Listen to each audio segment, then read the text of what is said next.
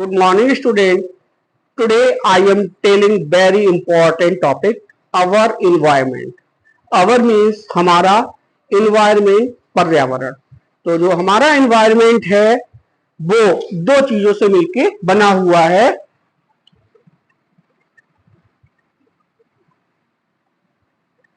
पर्यावरण. इसकी हिंदी मीनिंग क्या है? पर्यावरण. तो इसको अगर हम संधि विच्छेद करेंगे तो क्या होगा? परिधन आवरण. परिधन आवरण यानी ऑल अराउंड आवर सेल्स. हम लोगों के चारों ओर जो भी चीजें हैं वो सब मिलके क्या बनाती हैं? पर्यावरण बनाती हैं. ये दो चीजों से मिलकर बनता है. पहला क्या है? Biotic components. और सेकंड क्या है? Abiotic components. अगर हम ये बोले कि ये दोनों चीजें मिलके हमारा इकोसिस्टम बनाती हैं, पारितंत्र बनाती हैं, तो ये अतिशयोक्ति नहीं होगी, ये वही बात है. पारितंत्र बनाती है. इकोसिस्टम जो वर्ड है, वर्ड गिवन बाय, ये जो इकोसिस्टम वर्ड है ये सबसे पहले टेंसले ने दिया था. किस साइंटिस्ट ने दिया था? टेंसले. टेंसले ने सबसे पहले पारितंत्र जो वर्ड है वो दिया था. तो अभी तक हमने आपको तीन चीजें बताई है. इन्वायरमेंट यानी हमारे चारों ओर का जो माहौल है, वातावरण है वो. अब जो वातावरण है वो दो चीजों से मिलकर बना है, बायोटिक फैक्टर्स और एबायोटिक फैक्टर्स. बायोटिक फैक्टर्स माने सजीव कारक, एबायोटिक फैक्टर्स माने निर्जीव कारक. लेकिन हम सजीव तभी हैं जब ये निर्जीव कारक हमारे साथ हैं. तो both factors are complement with each other. एक पॉइंट हम यहाँ पे नोट किए दे रहे हैं. Both biotic and abiotic factors are complement with each other. एक के बिना दूसरा अधूरा है. कैसे समझते हैं? हमने अभी आपको बताया बायोटिक फैक्टर्स. इसमें क्या क्या आ रहा है? सभी प्लांट्स, जितने भी प्लांट्स हैं वो आ रहे हैं. नंबर 2 एनिमल्स, जितने भी एनिमल्स हैं, लोअर कार्डेट्स, हायर कार्डेट्स, सभी आ रहे हैं. और क्या आ रहा है? Micro organisms. क्या आ रहा है? Micro organisms. ये तीन चीजें मिलकर, आप बताइए प्लांट सजीव है या निर्जीव है, लिविंग है या नॉन लिविंग है? तो हर व्यक्ति बोल देगा क्या है? लिविंग. एनिमल्स क्या है? लिविंग. माइक्रो ऑर्गेनिज्म्स क्या है? लिविंग. माइक्रो ऑर्गेनिज्म्स एग्जांपल आपको एक बार बताए थे शायद, virus, bacteria, protozoa, fungi etcetera. अब एबायोटिक कंपोनेंट्स में क्या आते हैं देख लीजिए. Number 1 suitable temperature. अगर हमारी पृथ्वी पर सुइटेबल टेम्परेचर होगा, एक वो तापमान जिसमें हम सरवाइव कर पाए, तभी हम जीवित रह सकते हैं.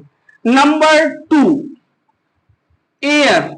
आप बताइए बिना एयर या ऑक्सीजन के हम जीवित हैं? नहीं है. तो एयर बहुत जरूरी कंपोनेंट्स है. नेक्स्ट है आपका वाटर. अगर पीने के लिए जल ही नहीं होगा तो जीवन की कल्पना नहीं कर सकते हैं. उसके बाद सॉइल. अच्छा, प्लांट्स ग्रो कहां करेंगे? सॉइल. हम कहां रहते हैं? लैंड पे, माउंटेन पे या किसी नदी के किनारे, तो सॉइल. नेक्स्ट आपका है air, water, temperature, soil. Next है आपकी suitable, SUITABLE, suitable climate. Suitable climate मतलब हमारी बॉडी उस क्लाइमेट को सूट करनी चाहिए. अब आपने माइग्रेशन एक वर्ड सुना होगा, प्रवास। कुछ पक्षी प्रवास क्यों करते हैं? क्योंकि वहां का जो क्लाइमेट है उनको सूट नहीं करता है, जरूर से ज्यादा गर्मी पड़ेगी तो हम लोग भी नहीं सर्वाइव कर पाएंगे, हम लोग हिल साइड में निकल जाते हैं। तो हमें सुटेबल क्लाइमेट चाहिए जीवन जीने के लिए, रहने के लिए। तो ये फैक्टर्स इस पे निर्भर हैं। अच्छा ये बताइए, जो प्लांट्स है बिना सॉइल के ग्रो कर पाएगा? नहीं कर पाएगा। उसे क्या दिया जाएगा? वाटर दिया जाएगा। एयर से वो क्या लेगा? CO2 लेगा या O2 लेगा। तो ये सारे फैक्टर्स एक दूसरे के कंप्लीमेंट हैं। तो कंप्लीमेंट समझ में आ गया? Complement, COMPLIMENT, complement with each other. अब आपको आगे लेके चलते हैं, हमारा इन्वायरमेंट डे आने वाला है ना, तो हर स्टूडेंट की, हर नागरिक की, हर सिटीजन की रिस्पॉन्सिबिलिटी है कि अपने आसपास ग्रीनरी, हरे पेड़ पौधे लगाएं। एक तो वो वातावरण को शुद्ध रखेंगे, यानी हमारा एनवायरमेंट प्योर करेंगे।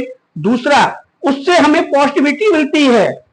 अगर हमारे अंदर पॉजिटिविटी होगी तो सारी चीजों से जो निराशा है, होपलेसनेस है, वो खत्म हो जाएगी।